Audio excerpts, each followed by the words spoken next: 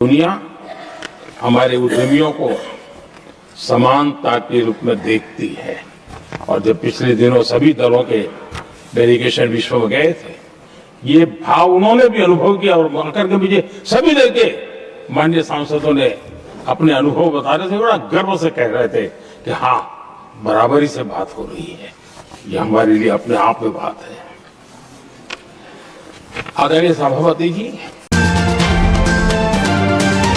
आदरणीय सभापति जी,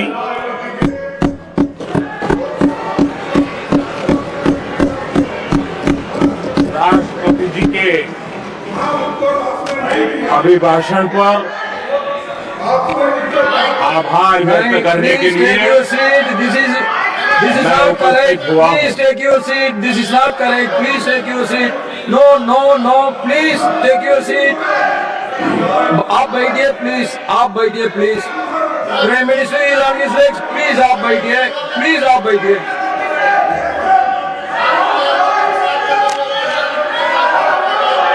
आदरणीय सभापति जी, इस धन्यवाद प्रस्ताव पर समर्थन के लिए इस सदन में अपनी भावनाओं को व्यक्त करना मैं अपना सौभाग्य मानता हूं। आदरणीय सभापति जी, विकसित भारत की यात्रा में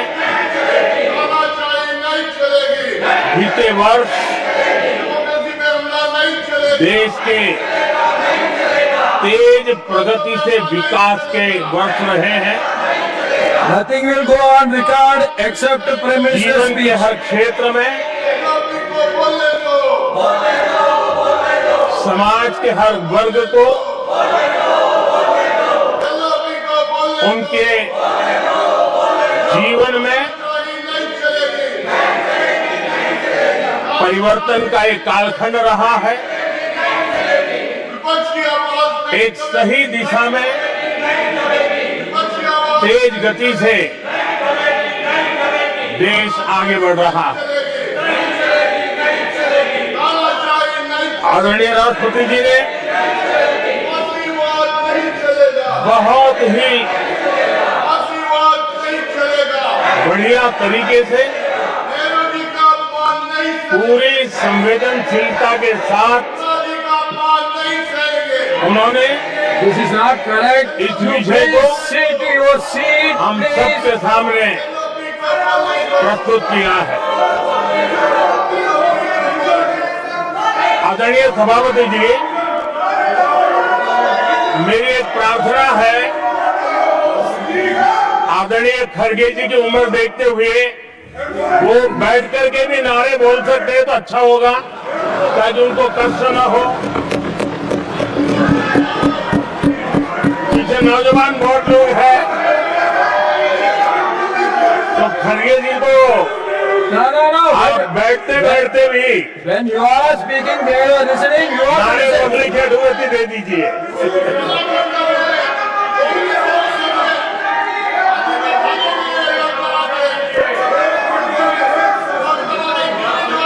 आदरणीय सभापति जी, राष्ट्रपति जी ने इस देश के मध्यम वर्ग, इस देश के निम्न मध्यम वर्ग, इस देश के गरीब, इस देश के गांव, इस देश के किसान, महिलाएं, विज्ञान हो, प्रौद्योगिकी हो, कृषि हो, सभी विषयों को लेकर के बहुत ही विस्तार से भारत के प्रगति का एक स्वर संसद में गूंजा है।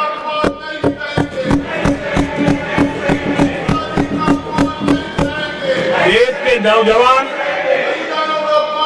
भारत के सामर्थ्य को कैसे आगे बढ़ा रहे हैं, इसकी भी विस्तार से चर्चा की है। हर वर्ग के सामर्थ्य को उन्होंने शब्दांकित किया है, आदरणीय राष्ट्रपति जी ने भारत के उज्जवल भविष्य के प्रति एक विश्वास व्यक्त किया है। ये अपने आप में हम सबके लिए प्रेरक है। आदरणीय सभापति जी, 21वीं सदी का प्रथम क्वार्टर पूरा हो चुका है, लेकिन ये दूसरा क्वार्टर जैसे पिछली शताब्दी में भारत की आजादी के जंग में दूसरा क्वार्टर बहुत ही निर्णायक बना था। मैं साफ साफ देख रहा हूं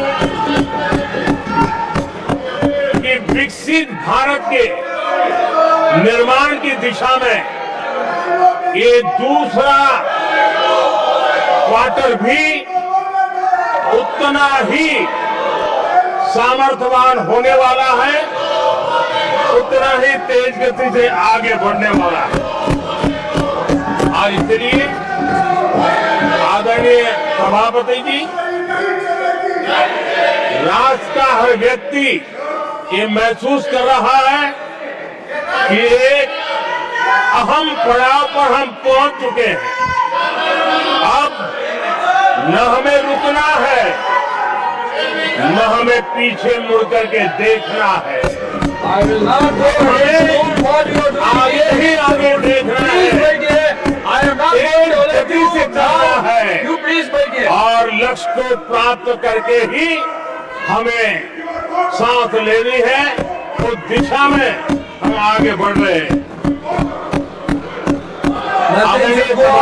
Accept the Prime Minister's speech.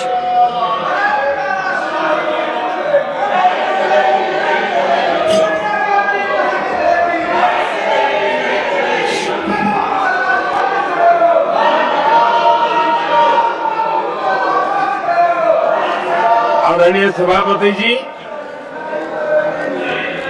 वर्तमान में अगर हम देखें तो भारत के भाग्य के अनेक सुयोग एक साथ हमें नसीब हुए। ये अपने आप में बहुत ही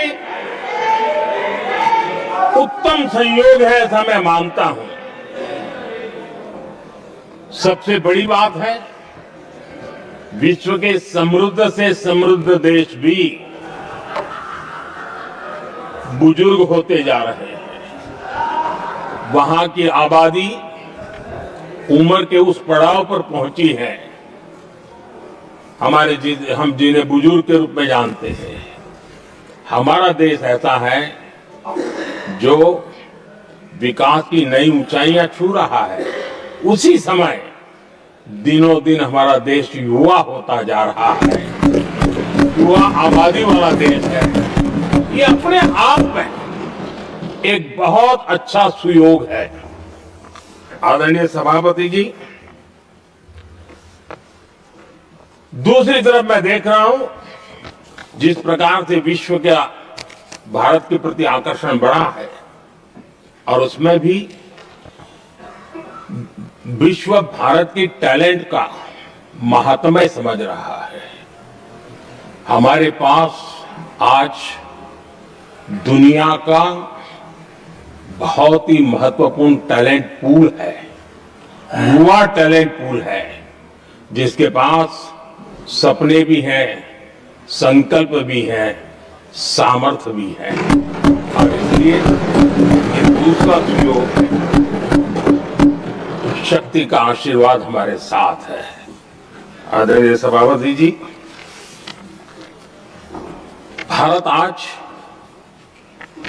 विश्व में जो चुनौतियां पैदा हो रही है, उन चुनौतियों का समाधान देने वाला एक देश आशा की किरण बना हुआ है, और हम समाधान दे रहे हैं। वैसा ही एक महत्वपूर्ण सुयोग है कि आज मेजर इकोनॉमी में भारत का ग्रोथ बहुत हाई है और हाई ग्रोथ और लो इन्फ्लेशन ये बहुत ही यूनिक संयोग है और ये हमारी अर्थव्यवस्था की मजबूती को प्रदर्शित करता है। आदरणीय सभापति जी, हम जिस गति से आगे बढ़ रहे हैं, जब हमें देश की जनता ने सेवा करने का मौका दिया तब फ्रेजाइल 5 के रूप में ये देश जाना जाता था। जब हमें अवसर मिला तब देश आजाद हुआ तब हम दुनिया में 6 नंबर की इकोनॉमी थे, लेकिन इन लोगों ने ऐसा एक हाल करके रखा कि 11 पे पहुंचा दिया। आज हम 3 पर जाने की दिशा में तेज गति से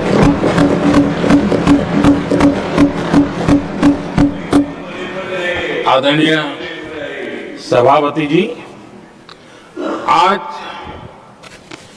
कोई भी सेक्टर देश लीजिए, चाहे साइंस हो, चाहे स्पेस हो, चाहे स्पोर्ट्स हो, हर क्षेत्र में आज भारत एक कॉन्फिडेंस के साथ, आत्मविश्वास से भरा हुआ भारत है।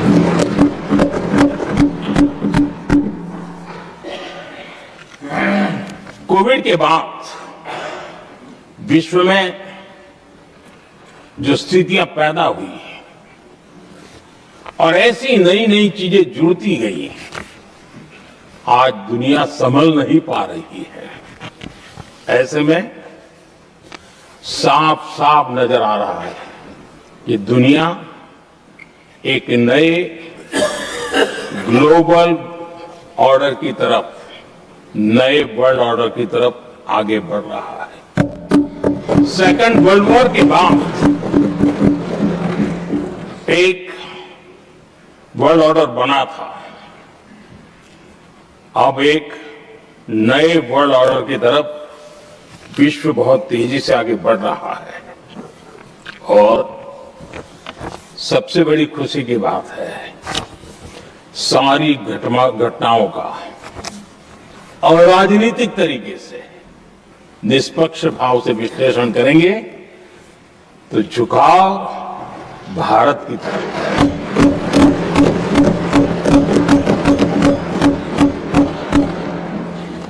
विश्व मित्र के रूप में, विश्व बंधु के रूप में आज भारत अनेक देशों का विश्वस्त पार्टनर बना है और हम कंधे से कंधा मिला करके विश्व कल्याण की दिशा में भी अपनी उचित भूमिका निभा रहे हैं, अपने सामर्थ्य से सहाय भी कर रहे हैं। आदरणीय सभापति जी,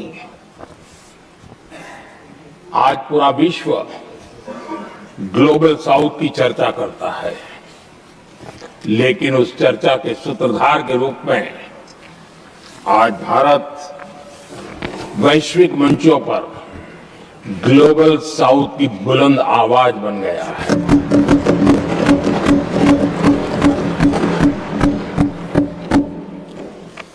अनेक देशों के साथ आज Bharat future ready trade deals कर रहा है। पिछले कुछ ही समय में दुनिया के महत्वपूर्ण 9 बड़े देशों के साथ 9 बड़े हमारे ट्रेड डील हुए हैं और उसमें मदर ऑफ ऑल डील एक साथ 27 देशों के साथ, यूरोपियन यूनियन के साथ।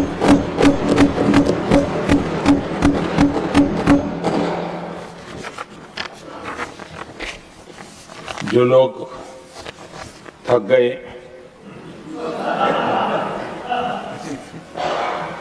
बेचारे चले गए,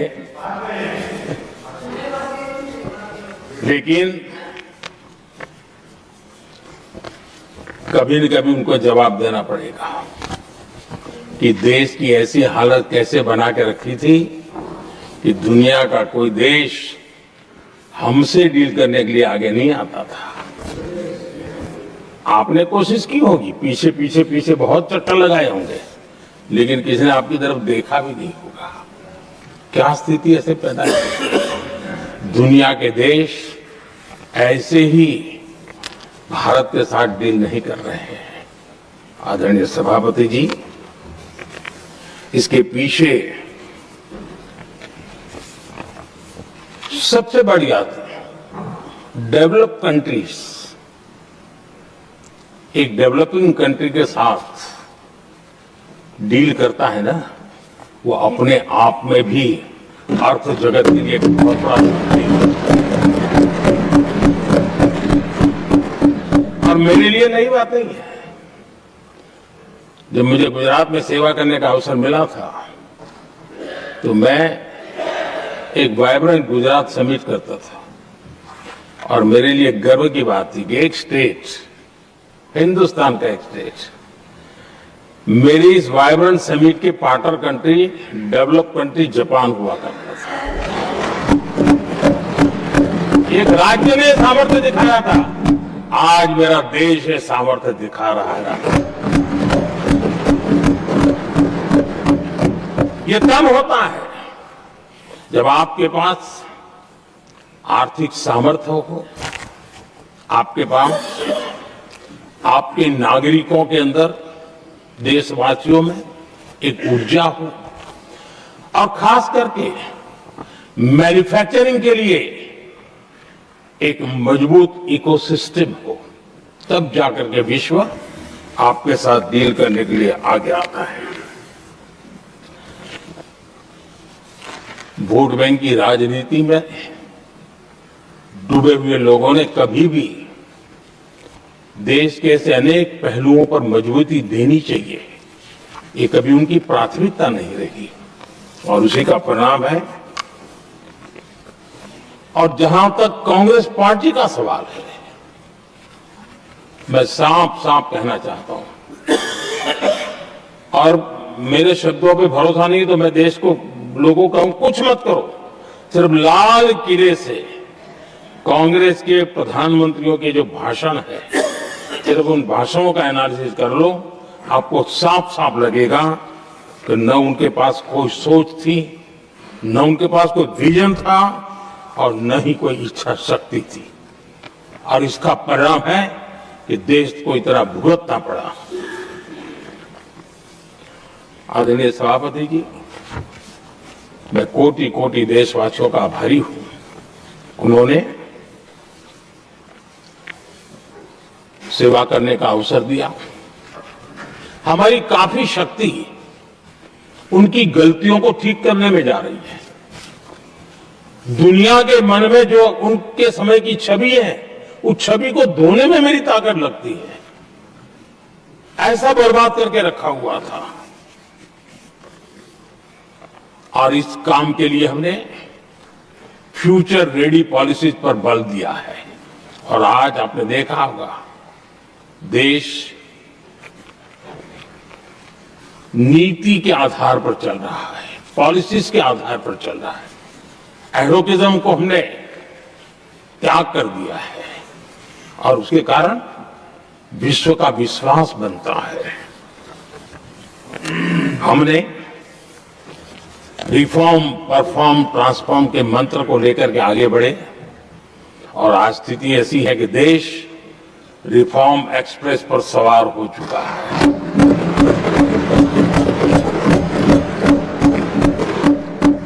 हमने स्ट्रक्चरल रिफॉर्म्स किए हैं, प्रोसेस से जुड़े रिफॉर्म्स किए हैं, पॉलिसीज में रिफॉर्म किए हैं। हमारा मैन्युफैक्चरिंग सेक्टर, हमारे उद्यमी ये सशक्त हो, भारत की हर चीज का वैल्यू एडिशन हो, उस दिशा में हमने प्रयास किया है। और मैं आज विश्वास के साथ कह सकता हूं, आज भारत विश्व के साथ स्पर्धा करने के लिए पूरी तरह तैयार है।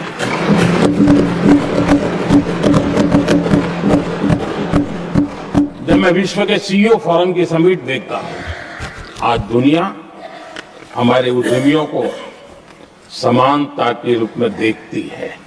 और जब पिछले दिनों सभी दलों के डेलीगेशन विश्व में गए थे, ये भाव उन्होंने भी अनुभव किया और आकर के मुझे सभी दल के माननीय सांसदों ने अपने अनुभव बता रहे थे, बड़ा गर्व से कह रहे थे कि हाँ, बराबरी से बात हो रही है। ये हमारे लिए अपने आप में बात है। आदरणीय सभापति जी, एमएसएमई का बहुत बड़ा नेटवर्क जितना सामर्थ्यवान होता है, वो लंबे अरसे तक इकोनॉमी को ताकत देता है। हमने उस दिशा में बल दिया और हमने कई रिफॉर्म्स किए हैं। आज हमारे एमएसएमई नेटवर्क पर दुनिया का भरोसा बढ़ रहा है। बड़े बड़े हो सकता है हम हवाई जहाज नहीं बना दोगे, लेकिन कई हवाई जहाज है जिसमें कई पुर्जे मेरे देश के छोटे छोटे एमएसएमई बना रहे हैं। आदरणीय सभापति जी, देश में हुए इन प्रयासों का नतीजा सबके सामने है। बड़े बड़े देश भारत के साथ व्यापारिक संबंध बनाने के लिए बहुत ही आतुर है। यूरोपीय संघ का ट्रेड डील हो, अमेरिका के साथ अभी भी हुआ जो ट्रेड डील हो, और कल हमारे पीयूष जी ने सदन में विस्तृत जानकारी भी दी है। और पूरा विश्व खुल करके इस ट्रेड डील का तारीफ कर रहा है। और उसमें जब यूरोपियन यूनियन के साथ ट्रेड डील हुआ तो विश्व को भरोसा हुआ कि अब वैश्विक स्तर पर स्थिरता की संभावना बढ़ेगी। अमेरिका के साथ ट्रेड डील होने के बाद विश्व को और भरोसा हो गया कि जो स्थिरता की एहसास हो रहा था, अब गति का भी एहसास होने लगा है। विश्व के लिए शुभ संकेत है। आदरणीय सभापति जी, इसका सबसे बड़ा लाभ हमारे देश के नौजवानों को होगा। और जब मैं नौजवान कहता हूं तो उसमें मध्यम वर्ग का भी नौजवान होता है, शहर का नौजवान भी होता है, गांव का नौजवान भी होता है, बेटा भी होती है, बेटी भी होती है। और इसलिए उसे टुकड़ों में न देखा जाए। मेरे देश के युवा के सामर्थ्य का हमें गौरव करना चाहिए। और उनके लिए पूरा विश्व बाजार अब खुल चुका है। अब उनके लिए अवसर ही अवसर है। और मैं उनको कहता हूं, आइए दोस्तों, मैं आपके साथ कंधे से कंधा मिलाकर के खड़ा हूं। हिम्मत कीजिए, बढ़िए। देश आपके साथ खड़ा है और दुनिया आपका स्वागत करने के लिए इंतजार कर रही है। आदरणीय सभापति जी, जिस प्रकार से दुनिया में हमारे युवा प्रोफेशनल्स की मांग बढ़ रही है, इवन केयर गिवर्स की मांग बढ़ रही है। हर कोई मिलता है, हमें इस प्रकार के लोग चाहिए। कुछ लोग तो अपना स्पेशल ऑफिस यहां बना रहे हैं रिक्रूट करने के लिए, योग्य टैलेंट की खोज के लिए। इसका मतलब हुआ कि भारत के प्रोफेशनल्स के लिए भी विश्व में बहुत बड़े अवसर बन रहे हैं। आदरणीय सभापति जी, ये संसद का उच्च सदन, ये एक प्रकार से राज्यों का प्रतिनिधित्व करता है। और जो चर्चा की बारीकियां मैंने देखी, मेरा मन कहता है कि थोड़ा स्तर इसका ऊपर होना चाहिए था। और वहां से तो ज्यादा होना है, वो तो कितने साल तक सरकारों में रहे हैं, वहां से जरा चर्चा का स्तर ऊंचा होना चाहिए था। लेकिन उन्होंने ये मौका भी गंवा दिया। देश उन पर कैसे भरोसा कर सकता है। आदरणीय सभापति जी, मैं कल एक माननीय सदस्य को सुन रहा था।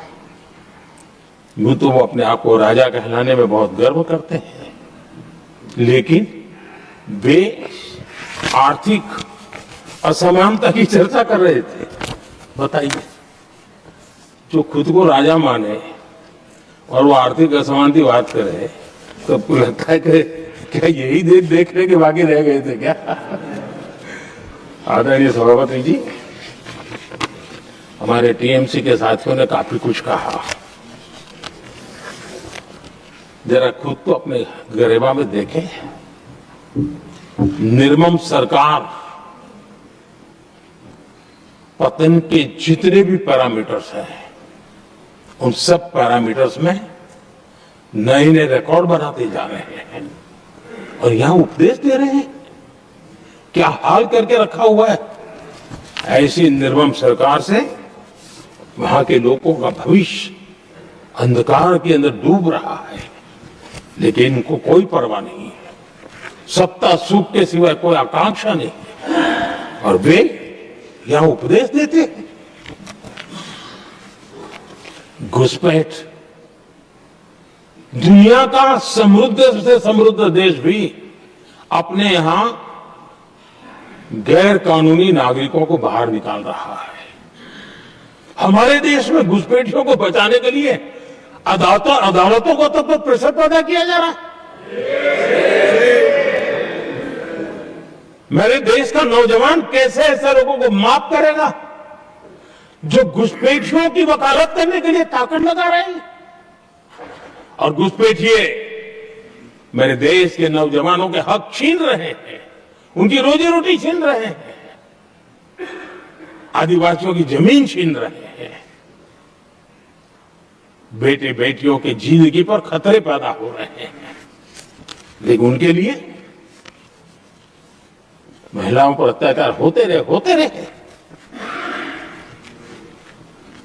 सत्ता नीति के सिवा कुछ करना नहीं और वो यहां पर हमें उपदेश दे रहे हैं। और ऐसे चिंताजनक सभी विषयों पर आंखें मूंद करके बैठे हुए वो लोग हैं। एक हमारे माननीय सदस्य काफी कुछ बोल रहे थे, जिनकी पूरी सरकार शराब में डूब गई, जिनके शीश महल घर घर में नफरत का कारण बन गए और शायद उनको ब्लैक शब्द ज्यादा पसंद है। हर एक अपना अपना एक भूतकाल होता है।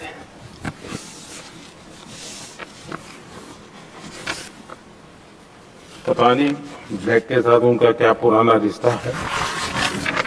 आदरणीय सभापति जी, ऐसे सभी साथियों से मैं आज जरूर कहूंगा, तुम कितना दुनिया को धोखा दोगे, तुम कितना दुनिया को धोखा दोगे। आईना देख लिया तो अपनी सच्चाई कहां छिपाओगे।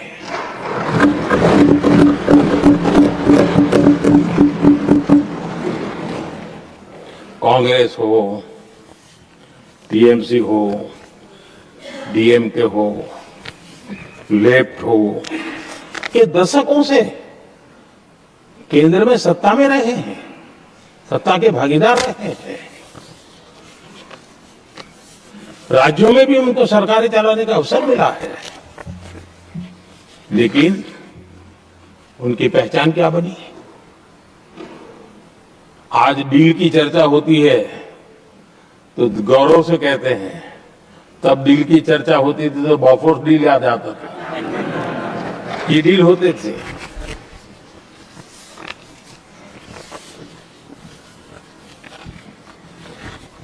उन्होंने सिर्फ जेब भरने का काम किया। नागरिकों के जीवन में बदलाव आना उनकी प्राथमिकता नहीं थी।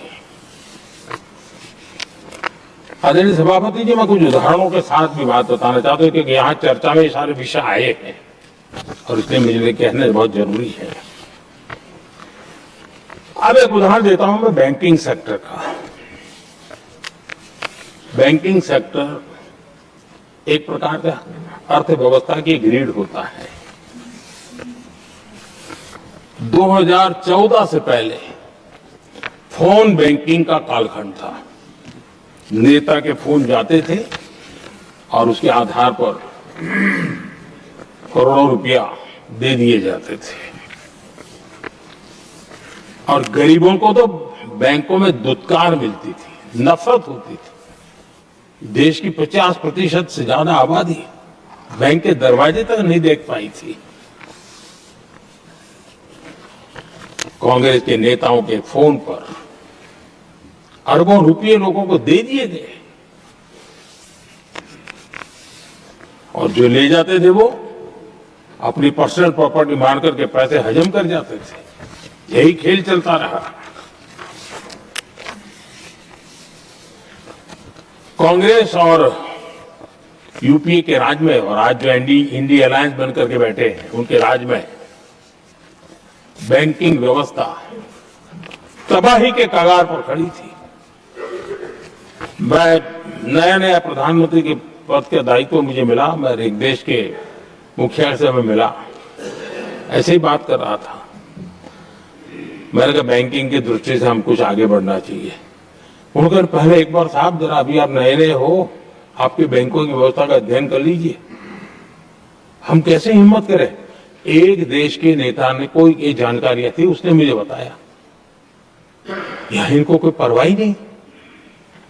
यानी एक प्रकार से उन्होंने जिस प्रकार की बैंकिंग व्यवस्था को एनपीए के पहाड़ खड़े हो गए थे। जहां भी देखो चर्चा चलती थी, एनपीए का क्या होगा, एनपीए का क्या होगा, कैसे बचेंगे।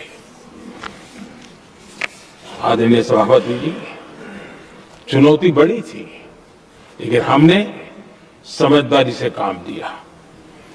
बैंकिंग व्यवस्था के सब कर्ता धर्ताओं को विश्वास में लिया। रिफॉर्म की आवश्यकता थी, हिम्मत के साथ रिफॉर्म किए, पारदर्शी व्यवस्था बनाई, ढेर सारे बैंकिंग रिफॉर्म्स हुए और जो सरकारी बैंक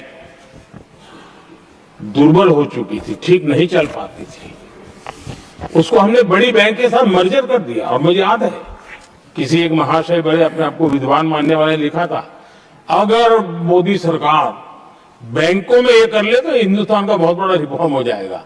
वो काम मैंने आते ही कर दिए थे। आदरणीय सभापति जी, और इन सारी चीजों का नतीजा हुआ बैंकों में जो बीमारी घर कर गई थी, उस बीमारी से बैंकों को मुक्ति मिली। बैंकों का स्वास्थ्य सुधरा, लगातार सुधरा, अभी भी तेजी से आगे दौड़ रहे हैं। और बैंकिंग का जब स्वास्थ्य सुधरा तो लेन देन का कारोबार भी उनका बढ़ा, लोगों को पैसे मिलने लगे, सामान्य व्यक्ति को पैसे मिले।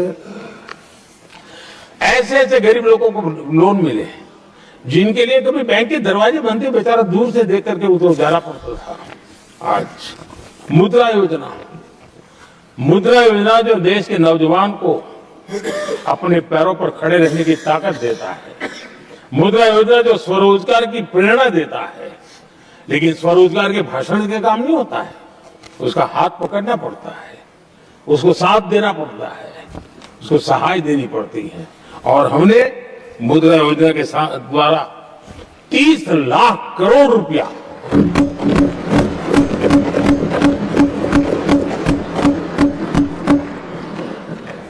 ₹30 लाख से ज्यादा लोन मुद्रा योजना के माध्यम से और बिना गारंटी देश के नौजवानों के हाथ में दिया और उन्होंने अपने कारोबार को आगे बढ़ाया। और गर्व की बात है, उसमें बहुत बड़ी मात्रा में माताएं बहनें भी हकदार बनी, लाभार्थी।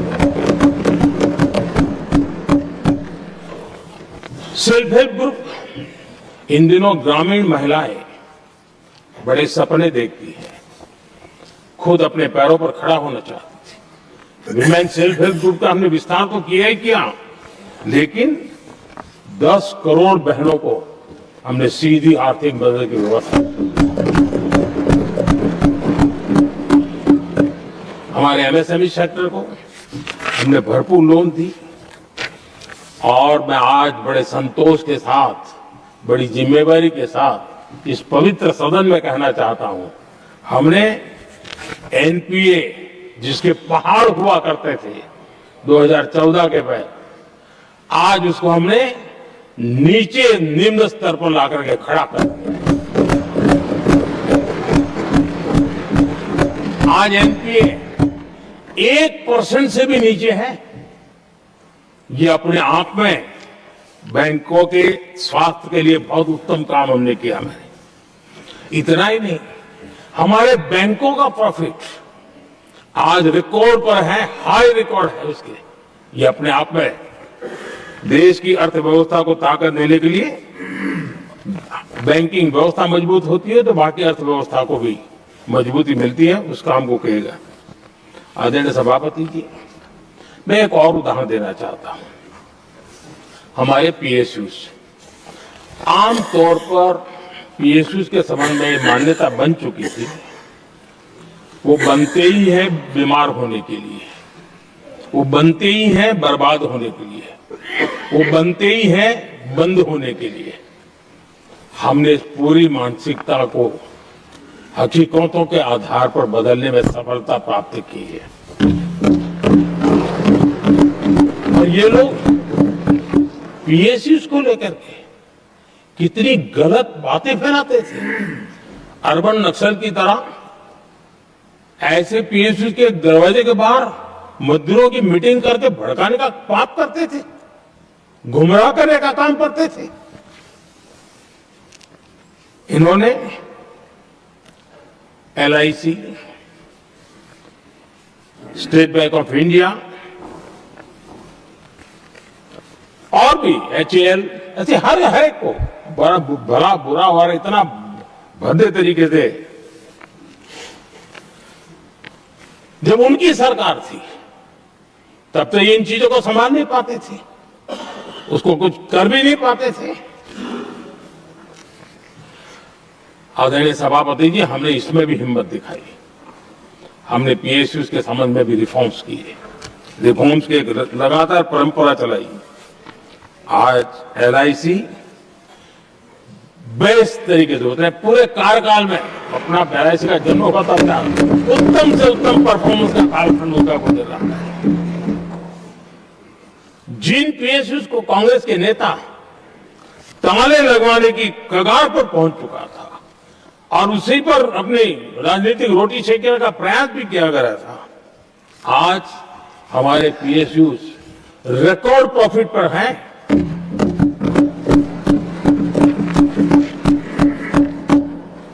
इतना ही नहीं, वे अपने परफॉर्मेंस से मेक इन इंडिया को भी गति दे रहे हैं।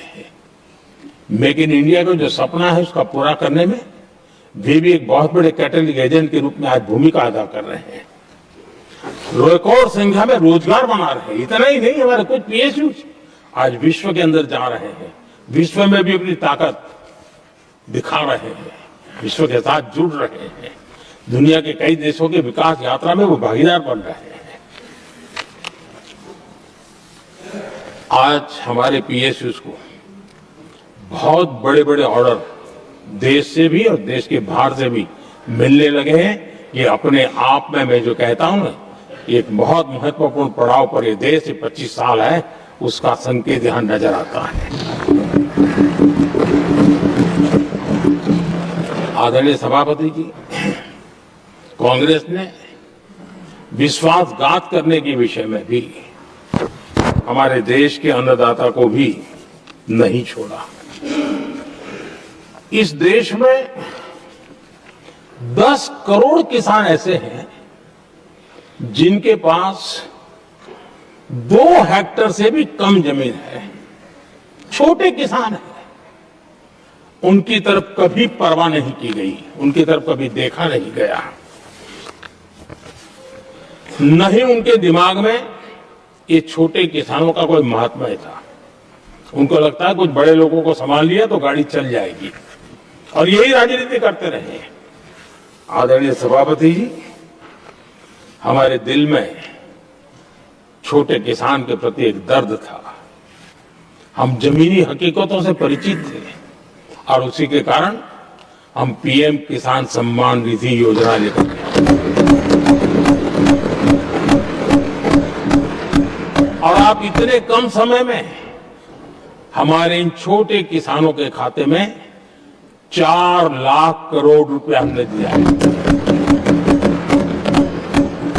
4 लाख करोड़ रुपया आंकड़ा छोटा नहीं होता है आदरणीय सभापति जी।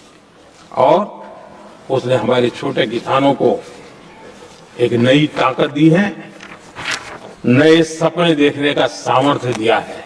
और मुझे पक्का विश्वास है कि हमारा किसान उस दिशा में जरूर भारत की आशा अपेक्षा के अनुरूप परिणाम देगा।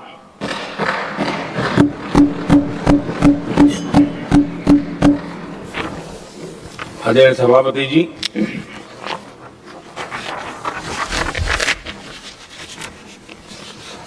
यहां कुछ साथियों ने इम्प्लीमेंटेशन के संबंध में शिकायतों का भाषण काफी किए। शायद वो तय करके आए थे कि ऐसा ऐसा बोलना है, तो इस वक्त उनका ऐलान दिखता था, बाकी में तो नहीं दिखता है। आदरणीय सभापति जब ये इम्प्लीमेंटेशन को लेकर के इतनी बड़ी बड़ी बातें करते हैं, मैं एक जरा किस्सा सुनाता हूं। मैं किसी का भला बुरा कहने के लिए नहीं कर रहा हूं, मैं सिर्फ हकीकत है रख रहा हूं। परेशानी जिनको होगी उनको होगी, लेकिन तथ्य तो तथ्य ही होते हैं। हमारे देश के एक नेता हिमाचल प्रदेश के दौरे पर देते हैं और वहां से आने के बाद उन्होंने खुद ने ये घटना कहीं सुनाई, रिकॉर्ड पर उपलब्ध है। उसमें उन्होंने कहा,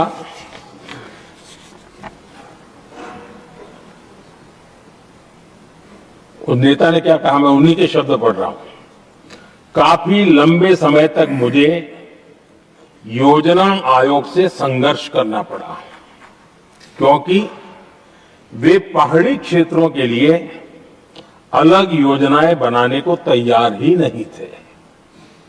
मैं हिमाचल प्रदेश गई थी, जब मैं वापस आई तो मैंने योजना आयोग में कहा कि हमारे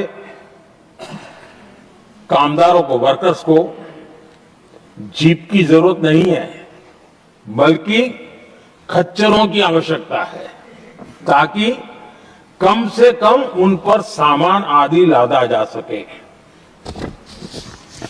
आगे उन्होंने कहा, लेकिन मुझे बताया गया हम पैसा तो जीप के लिए ही देंगे, क्योंकि खच्चरों के लिए पैसे देने की पॉलिसी नहीं है।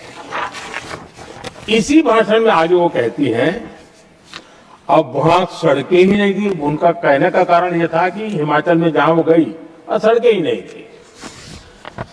अब वहां सड़कें ही नहीं थी तो फिर उस पर जीप का क्या लाभ हो सकता है? जीप लेकर के कौन जाएगा जहां रोड नहीं है? लेकिन उस समय योजना आयोग का जोर था या तो जीप या तो कुछ भी नहीं। आदरणीय सभापति जी, ये भाषण किसी और का नहीं, ये कांग्रेस के वरिष्ठ नेता और तत्कालीन प्रधानमंत्री इंदिरा गांधी का भाषण है।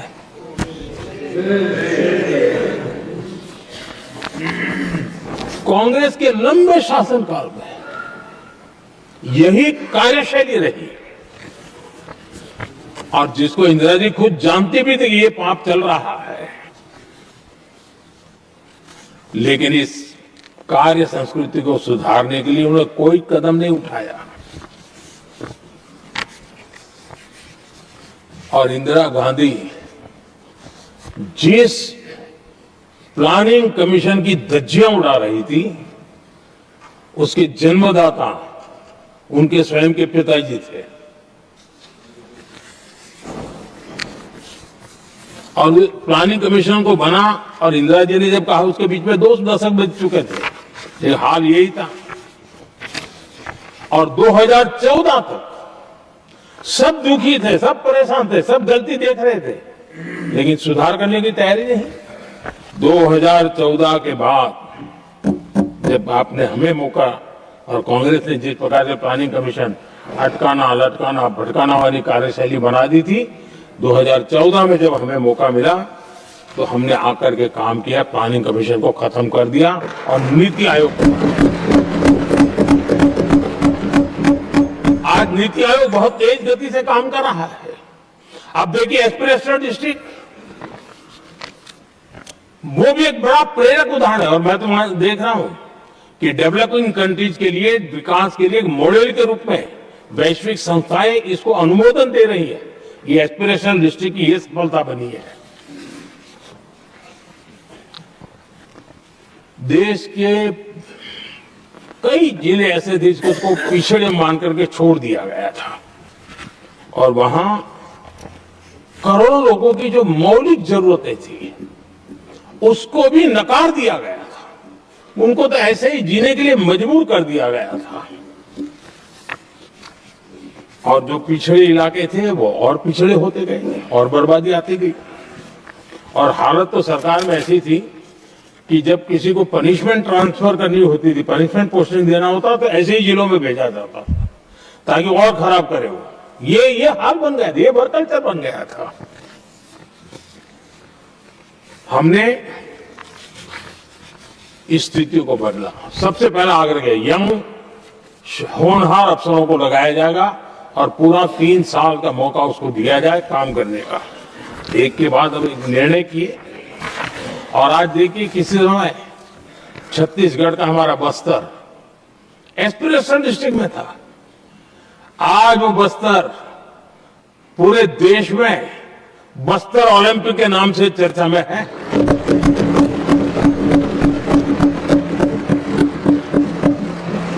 आज विकास की धारा बस्तर के गांव गांव पहुंच रही है। अभी कुछ गांवों में पहली बार बस देखी, पूरे गांव ने उत्सव मनाया बस्तर में। ये परिस्थितियां छोड़ करके गए हुए हैं लोग और यहां पर पता नहीं किस प्रकार से देश को कहां ले जाना चाहते हैं लोग। आदरणीय सभापति जी, इम्प्लीमेंटेशन क्या होता है, ये एस्पिरेशनल डिस्ट्रिक्ट एक बहुत बड़ा शानदार उदाहरण है। ऐसे तो सैकड़ों उदाहरण हैं, लेकिन मैं कहने के लिए इसको उल्लेख कर रहा हूं। कांग्रेस के हमारे साथियों को ये जो बदलाव आ रहा है उसमें इम्प्लीमेंटेशन नजर नहीं आ रहा है और उनका तो एक ही वो प्लानिंग कमीशन वाला मॉडल है, जीप और खच्चर वाला मॉडल, यही वो लोग जानते हैं, कुछ आगे कुछ नहीं जानते। और ये इम्प्लीमेंटेशन कैसे करते हैं, मेरा जन्म नहीं हुआ था उसके पहले सरदार वल्लभ भाई पटेल ने नर्मदा नदी पर बांध बांधने की कल्पना की। विषय तो पक्का हो गया, सरदार साहब नहीं रहे, खैर नेहरू जी ने शिलान्यास किया। अब इम्प्लीमेंटेशन देखिए इनको। मेरा जन्म नहीं हुआ था जब इसकी कल्पना की गई थी और प्रधानमंत्री बनने के बाद मैंने उसका उद्घाटन किया, ये हाल है।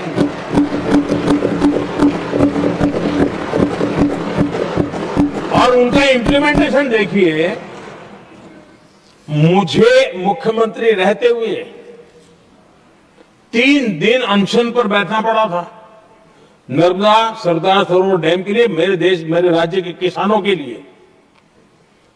मैंने अपने आप को दांव पर लगा दिया था, तब जाकर के भारत सरकार को झुकना पड़ा और तब जाकर के सरदार सरोवर डैम के कंस्ट्रक्शन को गति मिली और यहां मैं पहुंचा तब मुझे उसका उद्घाटन करने का सौभाग्य मिला। और आज कच्छ तक हावड़ा बीएसएफ के लोग जहां बैठते हैं वहां तक नर्मदा का शुद्ध पानी पीने के लिए पहुंच रहा है। इम्प्लीमेंटेशन क्या होता है, और यहां पर इम्प्लीमेंट कर किसी ने शब्द पकड़ा दिया, हर एक के मुंह से वही निकल रहा था। हमने कांग्रेस की कार्यशैली को बदलने के लिए जब मैंने देखा कई ऐसे काम थे अटके पड़े हुए, कोई पूछने वाला नहीं थे फाइलों में, और पॉलिटिकल फायदे के लिए अनाउंसमेंट कर दिए, दिए जला दिए, पत्थर लगा दिए, करना कुछ नहीं। आखिरकार मैंने एक टेक्नोलॉजी वाला प्लेटफॉर्म बनाया यहां आकर के, प्रगति के नाम से। ये प्रगति प्लेटफॉर्म का मैं उदाहरण देता हूं, आप हैरान हो जाएंगे। मुझे एग्जैक्ट याद नहीं है, लेकिन शायद हिमाचल में एक ट्रेन उन्होंने पार्लियामेंट में घोषित की थी, चाहे ऊना और कोई। मेरे आने तक वो कागज पर भी उसका ड्राइंग नहीं बना था, बताओ, और चुनाव जीतने के लिए वो घोषणा कर दी। प्रगति के अंदर मेरे सामने विषय आया, ऐसे कई विषय मेरे सामने आए, और उस प्रगति के अंदर हमने एक एक प्रोजेक्ट क्यों अटके हुए, कॉस्ट किस डिपार्टमेंट की काम में क्या मुसीबत आई है, किसने गलत तरीके से इसको आगे बढ़ाया, और बजट तो बढ़ता ही गया था। जो योजना 900 करोड़ में होनी थी वो 90,000 करोड़ तक पहुंच जाए, ये हाल करके रख दिया था इन्होंने। हमने एक टेक्नोलॉजी प्लेटफॉर्म बनाया, हर महीने बैठा, अभी मैंने 50वां एपिसोड पूरा किया उस मीटिंग का, और लगातार उस काम करते करते और संबंधित राज्यों को भी बिठाया, उनकी कठिनाइयों को भी समझा, उसके इम्प्लीमेंटेशन में कौन मिनिस्ट्री का परेशानी हो रही है, किस स्टेट की परेशानी हो रही है, किस कानून की परेशानी हो रही है, हर एक की बारीकी से देखा। और आज मैं गर्व से कह सकता हूं कि इस प्रगति के इम्प्लीमेंटेशन को बारीकी से प्रधानमंत्री के स्तर पर देखे जाने के कारण 85 लाख करोड़ रुपीस का काम को गति मिली। 85 लाख करोड़ रुपीस का काम, आप कल्पना कीजिए देश की कितनी बड़ी शक्ति को अनलॉक किया हमने। इम्प्लीमेंटेशन कैसे होता है ये हमने करके देखा है। रेल हो, रोड हो, सिंचाई हो, ग्रामीण कोई व्यवस्था का काम, उन सारी चीजों को हमने इसमें लिया। अब जैसे जम्मू उधमपुर श्रीनगर बारामूला रेल लाइन, आज ये प्रोजेक्ट पूरा हुआ, और बर्फबारी में इन दिनों आपने देखा एक वीडियो बहुत पॉपुलर हुआ है, बर्फ के बीच में थे, चारों तरफ बर्फ की चादर छाई हुई है और वंदे भारत ट्रेन निकल रही है, और लोग कहते हैं गलती मत करना, है तो मिलेगा, ये हिंदुस्तान है, ये रील चल रहे हैं बाजार में।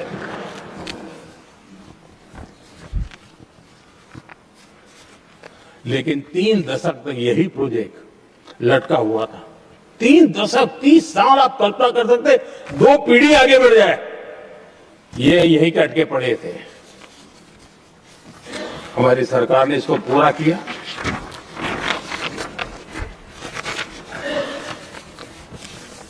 आदरणीय सभापति जी, मैं असम की बात करता हूं, और कोई ये मत सोचो कि मैं चुनाव है इसलिए बोल रहा हूं, इनके पाप है इसलिए मुझे कहना पड़ रहा है।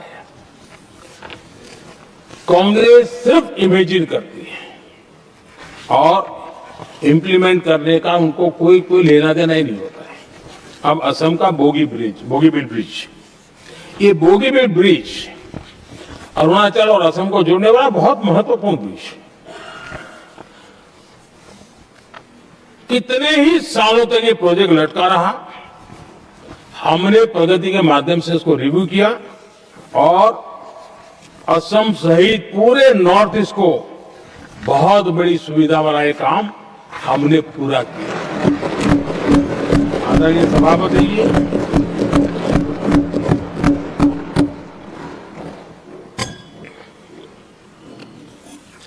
इम्प्लीमेंटेशन की बातें जब करते हैं तो एक बार हमारे पास तो तथ्यों के साथ चीजें हैं, हमने चीजों को समय पर पूरा करने की दिशा में आगे बढ़े। और इन दिनों तो जो काम कर रहे हैं समय से पहले हो रहा है। हमने पूरी दुनिया को कहा था कि हम 2030 तक यहां पहुंचेंगे सोलार में, हमने वो काम 2025 में कर दिया। हमने इथेनॉल का समय तय किया था, हम उसमें भी 2-3 साल पहले ही काम पूरा कर लिया। तो एडवांस में हम काम पूरा करने का, इंप्लीमेंटेशन की ताकत हमारे से उससे भी ज्यादा है। आदरणीय सभापति जी, भाजपा हो, एनडीए हो, हमारा अप्रोच, चीजों की तरफ देखने का हमारा दृष्टिकोण, समस्या के समाधान के लिए हमारी सोच और कांग्रेस के बीच में आसमान जमीन का अंतर है, बहुत फर्क है। मैं आपको उदाहरण देता हूं। हमारी सोच ये है कि 140 करोड़ देशवासी ये इतने सामर्थ्यवान हैं कि वे चुनौतियों को समाधान दे सकते हैं। ये हमारी सोच है, हमारा भरोसा है देशवासियों पर, उनके सामर्थ्य पर हमारा भरोसा है और यही लोकतंत्र की भी सच्ची ताकत होती है। लेकिन कांग्रेस देशवासियों को ही समस्या मानती है। अब मैं इनका इतना बोल करके छोड़ दूंगा तो आज पता नहीं रात को उनको नींद नहीं आएगी और गालियां कल कैसी दे उसका प्लानिंग चलेगा। लेकिन मैं उदाहरण के साथ बताना चाहता हूं किस प्रकार से लोग सोचते थे देशवासियों के लिए।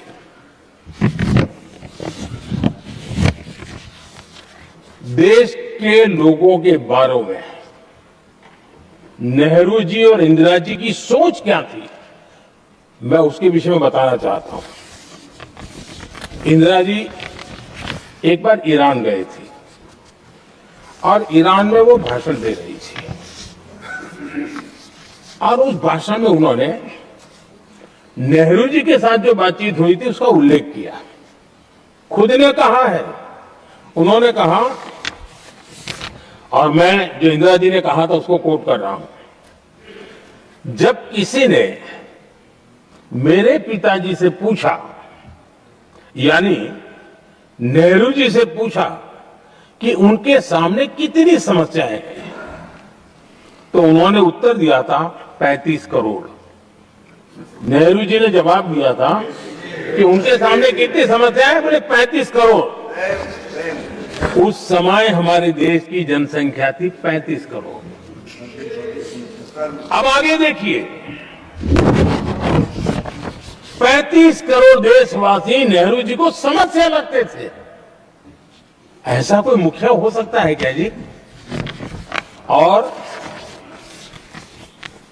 इस बात का उदाहरण देते हुए इंदिरा जी ने आगे कहा कि आज देश की जनसंख्या 57 करोड़ है, इसलिए मेरी समस्याओं की संख्या भी उतनी ही बड़ी है।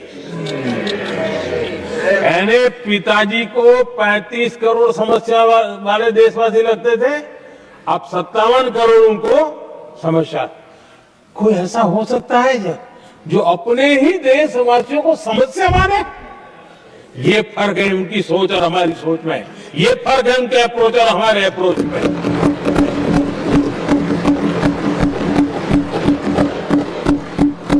नेहरू जी हो या इंदिरा जी हो या पूरी कांग्रेसी बिरादरी हो, ये लोग भारत के लोगों को समस्या मानते हैं। आदरणीय सभापति जी, मेरे कई कोटेशन मिलेंगे। मैंने दुनिया के सामने कहा है, देश के सामने कहा है, और कहा है इसलिए नहीं, ये मेरा कन्विक्शन है। अरे चुनौतियां कितनी ही क्यों ना हो, 140 करोड़ समाधान हमारे पास है।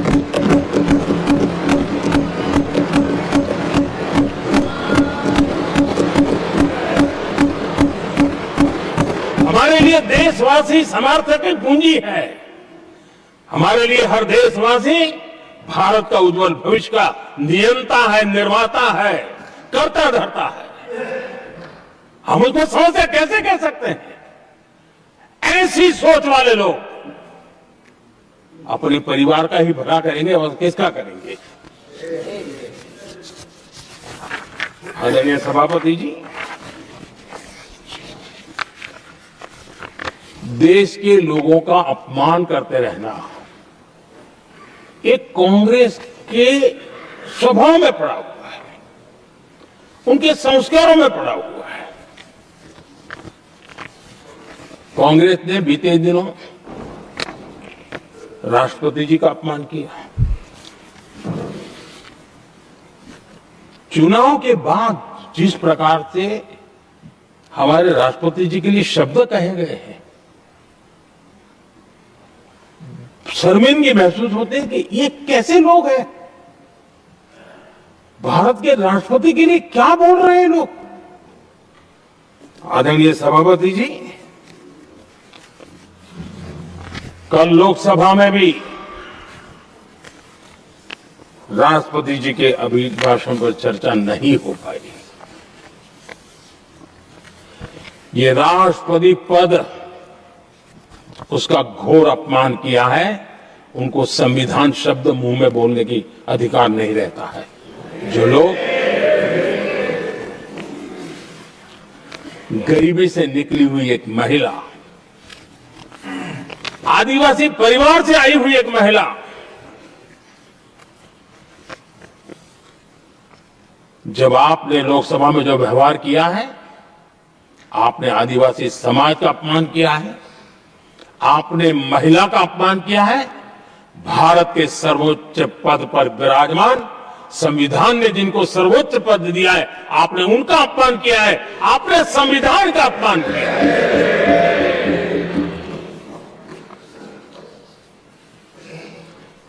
आदरणीय सभापति जी, उनको कुछ भी लगता हो, कांग्रेस को ये गुनाह की Honorable members, it is now 6 p.m. If the House agrees, we may sit beyond 6 p.m. till disposal of the motion of thanks and the presidential address. Do I have the leave of the House to extend the sitting beyond 6 p.m.? Thank you. आदरणीय सभापति जी, समय बढ़ाने के लिए मैं आपका और सदन का बहुत आभार व्यक्त करता हूं।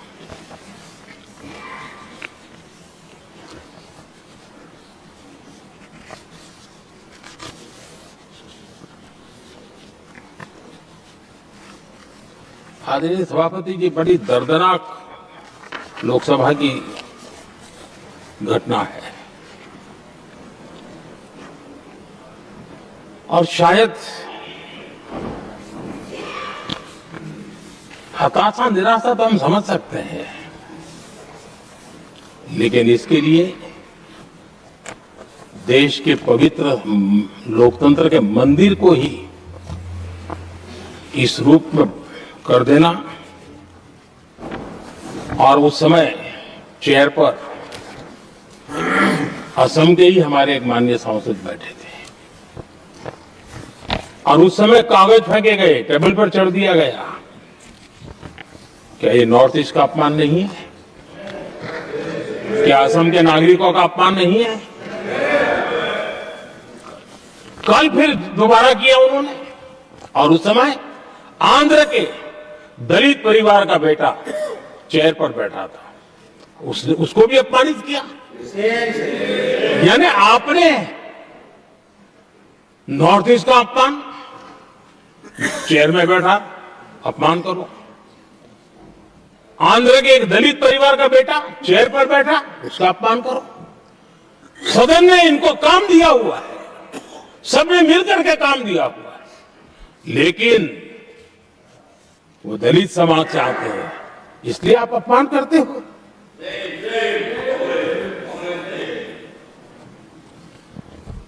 और ऐसा लगता है कांग्रेस के लोगों को असम की जनता के प्रति बड़ी नफरत है। उनको लगता है कि उसकी जनता ने उनका साथ छोड़ दिया, मतलब उनके दुश्मन हो गए।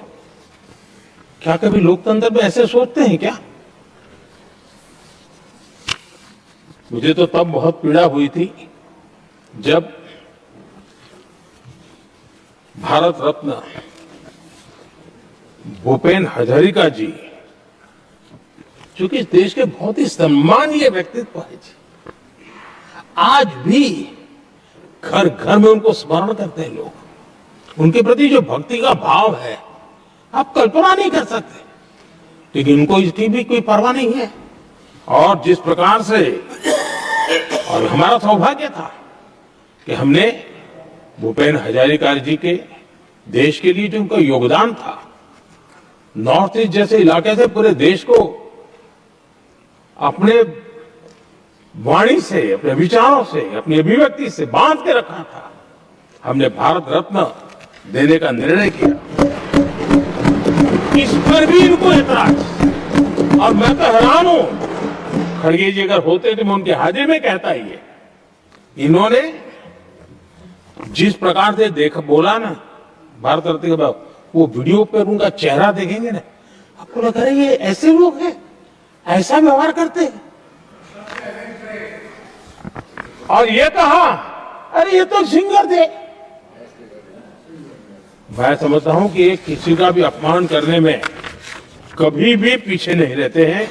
उन्होंने भूपेन हजारिका जी को भारत रत्न दिया, उसका भी विरोध किया। ये पूरे असम का विरोध है, पूरे देश के कला प्रेमियों का विरोध है। और मुझे पक्का विश्वास है असम कभी भी इस अपमान को भूलने वाला नहीं है।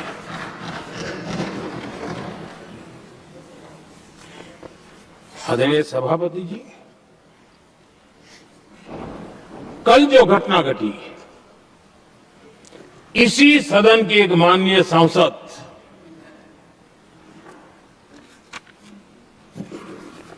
कांग्रेस के शातिर दिमाग जिनका है ऐसे एक युवराज ने उनको गद्दार कह दिया।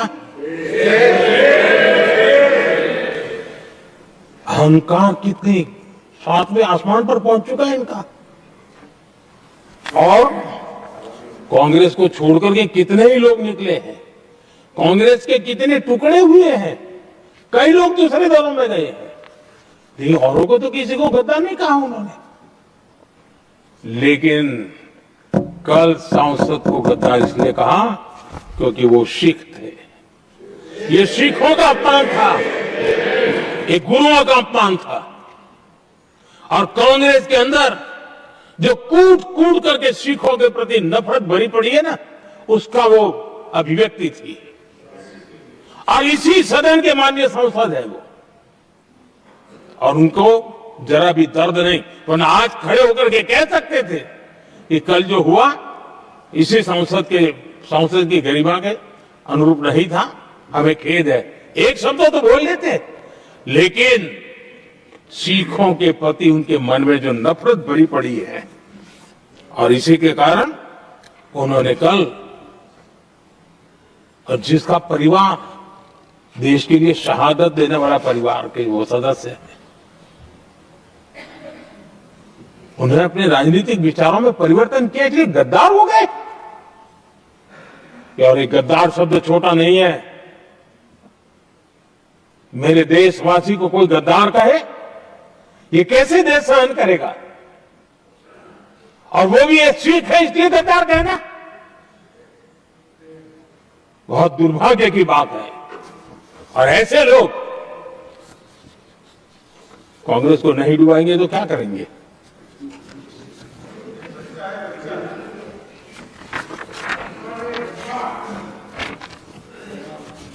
आदरणीय सभापति जी, एक तरफ ये दृश्य है और दूसरी तरफ हमारे सदानंद जी मास्टर का दृश्य है।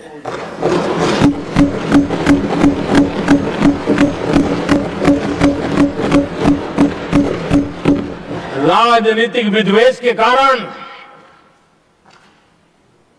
उनके दोनों पैर काट दिए गए। भरी जवानी में दोनों पैर काट दिए। कटे हुए पैर से जिंदगी गुजार रहे हैं, लेकिन संस्कार इतने ऊंचे हैं कि वाणी में भी अपशब्द नहीं निकलता है, बर्तन में भी कटुता नजर नहीं आता। गर्व होता है। और कल जब देश ने, जब उनका पहला भाषण हो रहा था सदन में, और उन्होंने जब अपने बेंच पर आपसे इजाजत लेकर के अपने कटे हुए पैर के लिए वो जिस लीम का उपयोग करते हैं, आर्टिफिशियल लीम का, उन्होंने जब रखा, वो दृश्य देश के लिए पीड़ादायक था कि इस देश में ऐसा ही बंधारण की बातें करने वाले इंडिया अलायंस के लोग, और ये इंडिया अलायंस पूरा जिम्मेवार है इसके लिए, वैचारिक असहमति के कारण एक नौजवान के, और वो भी एक टीचर, शिक्षक के प्रति गर्व से, आदर से देखा जाता है, उसके पैर काट दे। लेकिन उनको कोई खेद नहीं है, उनको कोई दर्द नहीं है। लेकिन मैं मास्टर सदानंद जी को हृदय से अभिनंदन करता हूं कि उन्होंने जिस प्रकार से इतनी भयानक हमले के बाद भी देश की सेवा का अपना व्रत जारी रखा, और आज देश की नीति निर्धारण में अंदर अपना योगदान दे रहे हैं। ये गर्व की बात है। और ऐसे लोगों के सहारे हम राजनीति में जीते हैं, काम करते हैं। देश के लिए जीने मरने की प्रेरणा मिलती है। ये संस्कार हमें पाए हैं ऐसे लक्षावधि कार्यकर्ताओं के तब से पाए हुए हैं। आदरणीय सभापति जी,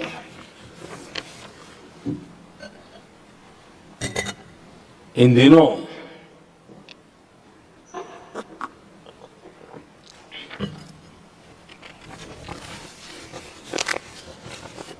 और वैसे कांग्रेस के हमारे साथियों का मुझ पर जरा विशेष प्रेम है, तो स्पेशल प्रेम है। और जब मैं जिम्मेवारी जो मिली है उसके तहत, और जिम्मेवारी न मिलती तो भी देश के लिए जीना हमने सीखा है। हम विकसित भारत की जमीन मजबूत कर रहे हैं, उसको एक ताकत दे रहे हैं। एक तरफ देश के युवाओं के लिए मजबूत जमीन तैयार कर रहा हूं, तो कांग्रेस मोदी की कब्र खोदने के कार्यक्रम करवा रही है। और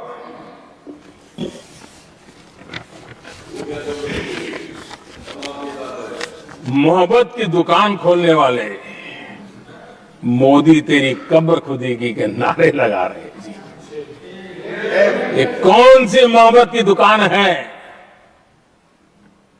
जो देश के ही किसी नागरिक के कब्र खोदने के सपने देखती हो?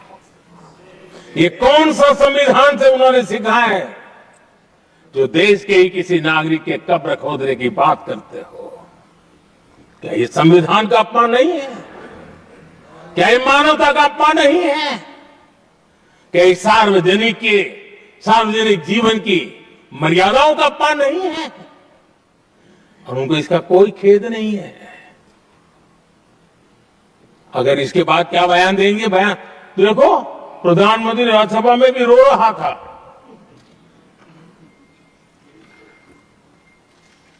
किस प्रकार के संस्कार और वृत्तियों से पले बड़े लोग हैं ये। आदरणीय सभापति जी, मेरे लिए कोई अनुभव मेरा बहुत पुराना है। 2002 से जब वे विपक्ष में थे तब से, और 2004 से जब वो सत्ता में आए तब से, और 2014 से मैं जब यहां आया तब से, पिछले 25 साल से संसद का एक भी सत्र ऐसा नहीं गया, मोदी संसद का सदस्य नहीं था, एक भी सत्र ऐसा नहीं गया जिसमें इस सदन के अंदर मोदी को गाली देने का काम न किया हो इन लोगों ने। 25 साल। और मुझे किसी ने पूछा था, मोदी जी आपके स्वास्थ्य का क्या राज है? मैंने कहा मैं डेली 2 किलो गाली खाता हूं।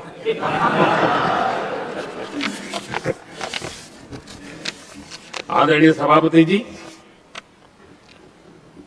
ये मोदी की कब्र क्यों खोदना चाहते हैं?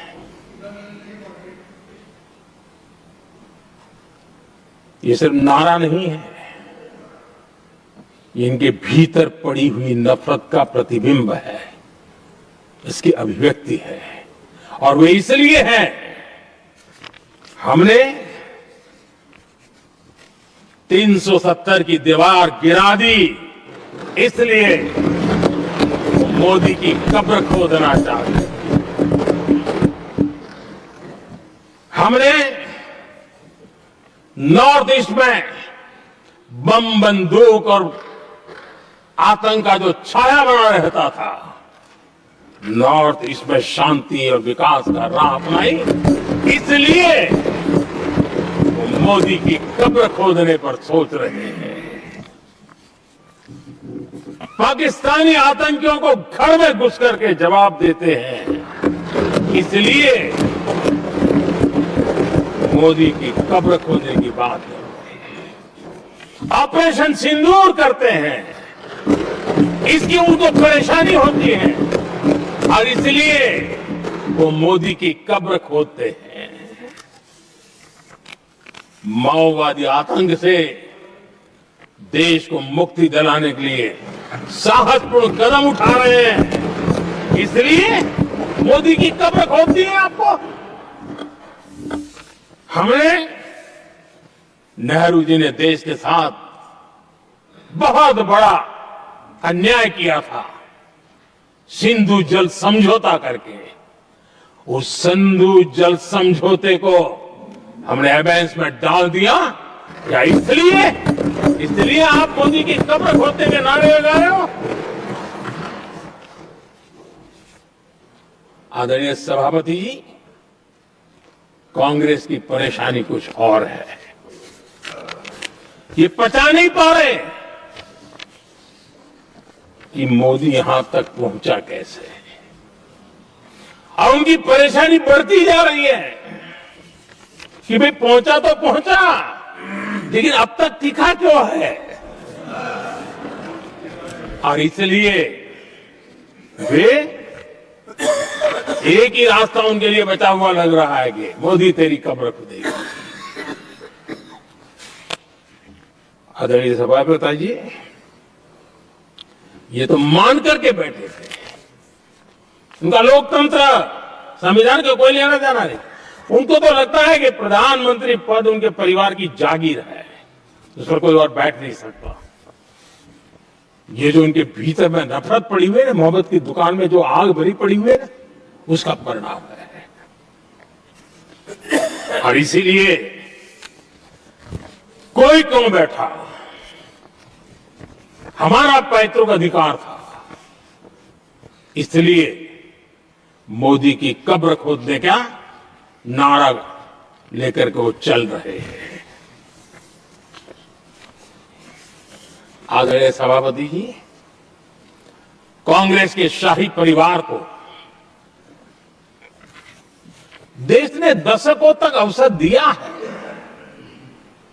ऐसा नहीं है, देश ने आपके लिए भी अपना भविष्य दांव पे लगाया था, लेकिन आपने गरीबी हटाओ के नारे लगाए, गुमराह किया। लाल किले पर से कांग्रेस के एक भी प्रधानमंत्री के भाषण में गरीबी हटाने की बात ना आई हो, ऐसा नहीं हुआ है। लेकिन किसी भी प्रधानमंत्री ने गरीबी हटाने के लिए क्या किया, वो एक बार भी नहीं आया। वो नारे से अधिक कुछ नहीं था उनका। और मोदी ने रास्ता अपनाया गरीब को एम्पावर करने का, गरीब को सशक्त करने का। और मेरे देश के गरीबों को मैं सलाम करता हूं, उन्होंने देश की योजनाओं को समझा, स्वीकारा और अपने सामर्थ्य को बढ़ाने के लिए प्रयास किया। मैं देश के गरीबों का गौरवगान करता हूं कि हमारी नीतियों पर भरोसा करके, हमारी नीयत पर भरोसा करके उन्होंने भी अपने आप को खपाने के लिए कोई कमी नहीं रखी। और 25 करोड़ मेरे गरीब परिवार के भाइयों ने गरीबी को परास्त किया और खुद गरीबी से बाहर आए हैं। मैं उनको सलाम करता हूं।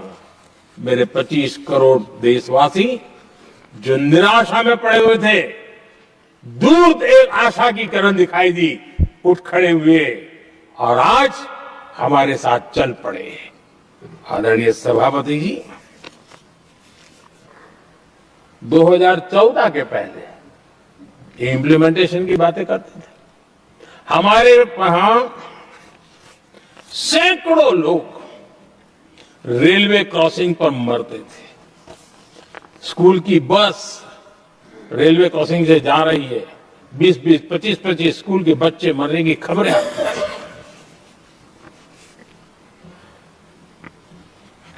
अनमैन्ड रेलवे क्रॉसिंग, वो इतना बड़ा काम नहीं था कि नहीं कर सकते थे। ये काम भी मुझे करना हुआ और हमने सारे अनमैन्ड क्रॉसिंग बंद कर दिए, लाखों लोगों की जिंदगी बचा ली। इसलिए ये मोदी की कब्र खोदना चाहते हैं। आदरणीय सभापति जी, 2014 से पहले इस देश में 18,000 गांव ऐसे थे जिनको बिजली का मतलब पता नहीं था। बिजली का कोई तार होता है, कोई बल्ब होता है, कोई लट्टू जलता हुआ उसमें उजाला निकलता, पता नहीं था उनको। 18,000 गांव 2014 के बाद जब आपने हमें दायित्व देशवासियों ने दिया, उन 18,000 गांव जिन्होंने कभी बिजली का मुंह तक नहीं देखा था, बिजली का शब्द भी कान पे नहीं सुना था, उन गांवों में उजाला पहुंचाया। इसलिए इनको मोदी की कब्र खोदने के सिवाय अब कोई रास्ता नहीं दिख रहा है। आदरणीय सभापति जी, वो भी एक वक्त था जब देश में बार बार खबरें आती थी, मीडिया में हेडलाइन हुआ करती थी, सरहद की स्थिति के संबंध में बयान आते थे, गोला बारूद नहीं है, बुलेट प्रूफ जैकेट नहीं है, बर्फ के बीच खड़ा है, बर्फ में खड़े रहने के लिए जो जूते चाहिए जूते तक नहीं उसके पास, ये खबरें आती थी। हमने देश के जवानों के लिए खजाने खोल दिए, देश के जवानों को जो चाहिए वो देने की पड़ी। और इसलिए वो चाहते कि अब तो कोई रास्ता बचा नहीं है, बस कब्र खुदेगी मोदी की, यही एक रास्ता उनके लिए बचा है। आदरणीय सभापति जी, एक बार उत्तर प्रदेश के वर्तमान मुख्यमंत्री जी ने सदन में भाषण करते करते वो रो पड़े थे। दिमागी बुखार के कारण बच्चे, अनगिनत बच्चे मर रहे थे। इनको कभी सूझा नहीं कि इस दिमागी बुखार से मुक्ति दिलाई जा सकती है। आदरणीय सभापति जी, आंख की बीमारी ट्रकोमा, लोग परेशान होते थे, आंखें चली जाती थी और विज्ञान प्रगति कर चुका था, हो सकता था, वो नहीं कर सकते थे। हमने दिमागी बुखार से भी मुक्ति दिलाई और हमने ट्रकोमा से भी देश के लोगों को बचाई। यही सफलताएं हैं, यही संवेदनशीलता है, समाज के लिए जीने मरने का यही संकल्प है। पल पल, तिल तिल समाज के लिए बिताना, घिसना, झलना, वो उनको परेशान कर रहा है। तब जाकर के मोदी तेरी कब्र खुदेगी, ये मंत्र लेकर के चल रहे हैं, ये सपने देख करके चल रहे हैं और बातें लोकतंत्र की करते हैं। मोहब्बत की दुकान के साइन बोर्ड लगाते हैं। क्या सार्वजनिक जीवन में ऐसी नफरत होती है? आदरणीय सभापति जी, इनकी सरकार रिमोट से चलती थी, मेरी सरकार भी रिमोट से चलती है। 140 करोड़ देशवासी मेरा रिमोट है।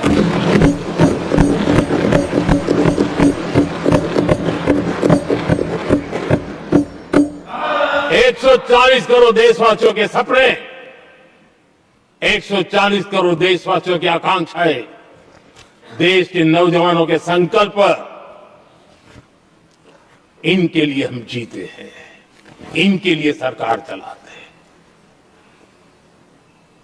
सत्ता हमारे लिए सुख का रास्ता नहीं है, सत्ता हमारी लिए सेवा का माध्यम है।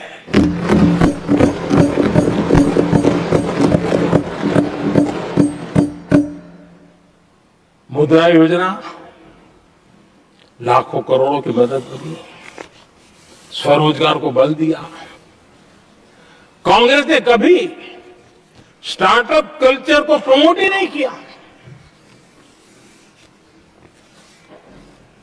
कुछ सैकड़ों में स्टार्टअप बेचारे अपने उनको पता भी नहीं था।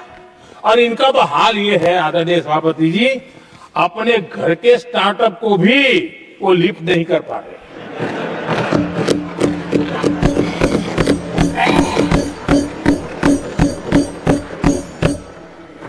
और हमारी सरकार में आज 2 लाख से ज्यादा स्टार्टअप है। और जब सफलता एक के बाद एक जन सामान्य के दिलों को जीतती है ना, तब जाकर के उनके पास एक ही रास्ता बचा है, मोदी तेरी कब्र खुदेगी। लेकिन उस हमारा याद कीजिए, बीएसएनएल को लेकर के चुटकुले चलते थे, कार्टून बनते थे। आज स्वदेशी 4G स्टैक हमने खड़ा कर दिया। 5G दुनिया में सबसे तेज गति से रोल आउट करने का काम हमने कर दिया। कम्युनिकेशन की नई जनरेशन, नई टेक्नोलॉजी, नई सोच, इसको हमने आगे बढ़ाया। और इसलिए दर्द जुबान पे आ रहा है, मोदी तेरी कब्र खुदेगी। आदरणीय सभापति जी, गरीब की सेवा ये मेरा सौभाग्य है। 4 करोड़ गरीबों को पक्के घर देना मैं जीवन में सुकून मानता हूं। बिजली, पानी, गैस का सिलेंडर, टॉयलेट की सुविधा, मुझे लगता है कि हाँ, परमात्मा ने मुझे सही दिशा में काम करने की प्रेरणा दी है। पहली बार गांव की महिला गर्व से कह रही है, हाँ मैं लखपति दीदी बनी हूं। तो दूसरी कह रही है, इस साल तक मैं लखपति दीदी बन जाऊंगी। जो बन गई है उनको जब पूछता हूं, नहीं बोले साहब अब तो करोड़पति के लिए सोच रहे हैं। ये जो मिजाज बदला है, जो आत्मविश्वास बढ़ा है, और ऐसे देश के कोटि कोटि जनों के आशीर्वाद जिस इंसान पर हो, कोटि कोटि माताओं बहनों का जिस पर रक्षा कवच हो, नारे कितने ही लगा लो, कब्र तुम नहीं खोद पाओगे। ये देश की शक्ति, आशीर्वाद रूपी कवच, माताओं बहनों का मेरे प्रति जो भाव रहा है, जिस श्रद्धा भाव से मैंने माताओं बहनों की सेवा करने का काम किया है, जिनको कोई पूछता नहीं था उसको मोदी पूजाता है। यही कारण है, तो ये आशीर्वाद ही है जो इनको चूभते हैं, और इसलिए कब्र खोदना चाहता है। आदरणीय सभापति जी, चोरी करना जिनका पुश्तैनी धंधा है, जिन्होंने एक गुजराती की सरनेम भी चुरा ली,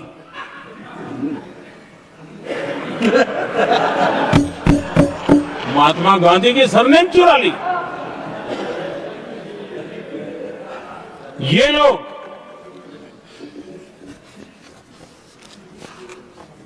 और देश की जनता इतनी समझदार कि ऐसी पटक देती है, ऐसी पटक देती है तुम लोगों को। आदरणीय सभापति जी, हम एक विकसित भारत का सपना लेकर के चले, और आज वो सपना देश के लोगों की ऊर्जा के कारण संकल्प में बदल चुका है। आज कहीं पर भी जाइए, हर कोई ये कहता है कि 2047 तक विकसित भारत बनना है, और मैं हैरान हूं, कुछ हमारे साथी सदन में इतने निराशावादी, इतने जमीन से कटे हुए लोग, बदलती हुई दुनिया से अनभिज्ञ लोग, पता नहीं क्या बोल रहे हैं। वो कहते हम मोदी जी भी 2047 की क्या बोल रहा है, 2047 किस दे देगा है? हमारे देश के लिए, आजादी के लिए जो लड़ते थे, जो फांसी के तख्त पे चढ़ जाते थे, जो लाठियां खाते थे, गोलियां खाते थे, जो काला पानी की सजा के लिए अंडमान निकोबार की सेल्यूलर जेल में जिंदगी बिता देते थे। लक्षावधि नौजवान अपने पढ़ाई का भविष्य का सोचे बिना, कोई परवाह किए बिना सिर्फ देश के लिए सोचने के लिए निकल पड़े थे। क्या उन्होंने कभी ये सोचा होता कि यार हमारे कालखंड में तो आजादी मिलेगी नहीं, कि मैं क्यों करूं? तो क्या देश कभी आजाद होता? ये इतने निराशावादी लोग हैं कि जब मैं डिजिटल इंडिया की बात करता था, मैं फिनटेक की चर्चा करता था, मैं यूपीआई की बात करता था, तो ये कहते थे अरे इस देश में गरीब आदमी मोबाइल फोन पर कैसे पैसे का कारोबार करेगा? 3 साल के भीतर भीतर देश ने दिखा दिया ये हो सकता है। और मैं हैरान था जिस दिन ऐसा भाषण संसद में हुआ, देश का मीडिया भी, मैं भी, ऐसे लोग, उनकी जो इको सिस्टम है वो नाच रही थी कि देखिए मोदी को तगड़ा जवाब दिया। मोदी ने जवाब नहीं दिया। आपके हाथ में मोबाइल फोन जब यूपीआई से चलता है, काम करता है ना, जवाब अपने आप मिल जाता है।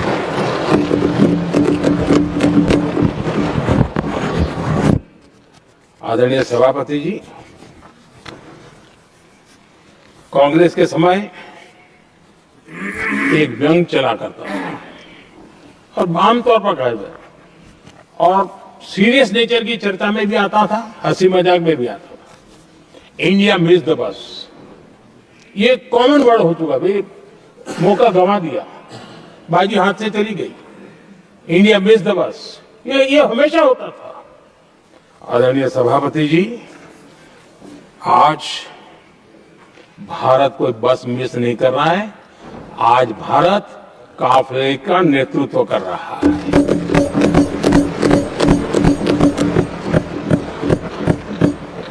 आदरणीय सभापति जी, देश का भविष्य उज्जवल बनाना है, वर्तमान भी उज्जवल बनाने के लिए अविरत कार्य करना होता है। हम विकसित भारत के सपने के लाइट में 5 वर्ष की योजना बनाते हैं और हर वर्ष का बजट बनाते हैं, और हम दिशा तय करके चलते हैं। हम, क्योंकि हमारे लिए अगला चुनावी लक्ष्य नहीं होता है, हमारा लक्ष्य है 2047 विकसित। अरे चुनाव तो आएंगे जाएंगे, मेरा देश अजरा अमर रहने वाला है, और हम देश की युवा पीढ़ी के हाथ में समृद्ध हिंदुस्तान देने का सपना लेकर के चले। जिन बच्चे जो आज घर में बालक है ना, उनको भी मैं देख करके क्या सोचता हूं, मैं इसके हाथ में ऐसा हिंदुस्तान देकर के जाऊं ताकि हमें अपने काम का संतोष हो। 2047 क्यों, 2047 क्यों, ये बातें करते हैं। आदरणीय सभापति जी, आज जिस प्रकार से हम इनिशिएटिव लिए, चाहे स्पेस हो, साइंस हो, टेक्नोलॉजी हो, समंदर की गहराई हो, जल, थल, नभ, अंतरिक्ष, हर क्षेत्र में नए संकल्प, नई ऊर्जा, नए कदम और नई सिद्धियों को लेकर के देश आज आगे बढ़ रहा है। हम ग्रीन हाइड्रोजन पर काम कर रहे हैं, हम आने वाले युग को समझ पा रहे हैं। हम क्वांटम कंप्यूटिंग की बात कर रहे हैं, हम एआई मिशन को लेकर के चल रहे हैं, और आज दुनिया मानने लगी है कि एआई मिशन भारत बहुत कुछ दुनिया को दे सकता है। ये विश्वास आज दुनिया में बना है।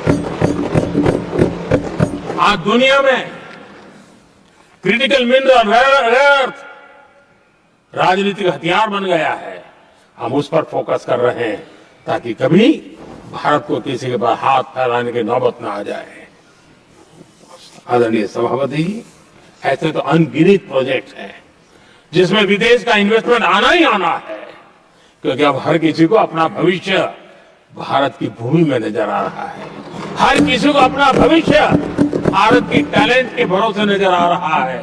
हर किसी को भविष्य भारत के उज्जवल भविष्य के साथ खुद के उज्जवल भविष्य को जोड़ करके दिखता है। और इसलिए दुनिया आज विकसित भारत की बात हम क्यों कर रहे हैं, जिनके दिमाग में नहीं पड़ता है, दुनिया को समझ आ रहा है कि भारत ने सही दिशा पकड़ी है। चलो अब चर्चा वहां चल रही है कि हम बस न चुक जाए। कल तक चर्चा चलती थी इंडिया बस मिस करता है, अब दुनिया को लगता है अब हम लेट न हो जाए, वहां आने की स्पर्धा चल रही है। आदरणीय सभापति जी, आने वाला समय भारत के लिए अवसरों से भरा हुआ है, भारत के नौजवानों के लिए अवसरों से भरा हुआ है।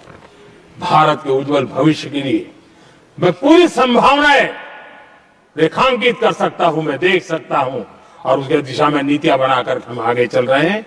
हम इसको और मैं चाहता हूं, मेरे देशवासियों को निमंत्रण देता हूं, और मैं देशवासियों को आज सदन से भी कहना चाहूंगा, मैंने मन की बात में भी इसका उल्लेख किया था, मैं यहां पर सभी माननीय सांसदों से भी कहूंगा कि आप भी अपने अपने क्षेत्र में ऐसे लोगों को बताइए, जब दुनिया भर में इतने अवसर पैदा हुए हैं, उसको स्थायित्व तब मिलता है जब हम उत्तम प्रकार की चीजों को लेकर के जाए, हम क्वालिटी को कॉम्प्रोमाइज न करें। मुनाफा कम क्यों न हो, लेकिन क्वालिटी को हम निरंतर उत्तम करते जाएंगे।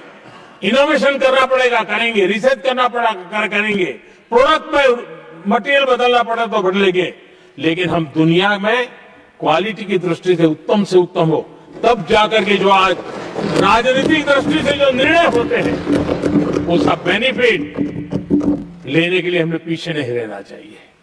मेरे देशवासियों से मैं आज यही आग्रह करूंगा कि आप क्वालिटी के विषय में मेरा साथ दीजिए, क्वालिटी में कॉम्प्रोमाइज ना करिए। आप देखिए, दुनिया सिर्फ और सिर्फ made in India, made in Bharat, made in India, made in Bharat, इसके लिए गीत गाने लग जाएगी। आदरणीय सभापति जी, मैं कांग्रेस के मित्रों का भी आज आभार व्यक्त करता हूं कि कम से कम मुझे, उनको पता था, पहले प्रयोग कर चुके थे, पिछले 10 साल में मुझे 5-6 बार इस प्रकार से बोलने से रोका गया कि उनको मालूम था एक बार शुरू होता हूं तो रुकता नहीं, और मैंने कहा था एक बार एक अकेला, तो अब अनुभव से सीख गए कि इसमें कोई दाल गलने वाली नहीं है, तो समझदारी से काम लिया, और ऐसी समझ उनको निरंतर मिलती रहे, ये भी मैं प्रार्थना करता रहूंगा। आदरणीय सभापति जी, मैं राष्ट्रपति जी के उद्बोधन में योगदान देने वाले सभी सांसदों का भी आभार व्यक्त करता हूं। जो भी उत्तम विचार यहाँ प्राप्त हुए हैं, उत्तम विचार देश की प्रगति में जरूर काम आएंगे, ऐसा मैं विश्वास देता हूं। और आदरणीय राष्ट्रपति जी का इस संबोधन के लिए मैं हृदय से आभार व्यक्त करते हुए मेरी वाणी को विराम देता हूं। बहुत बहुत धन्यवाद।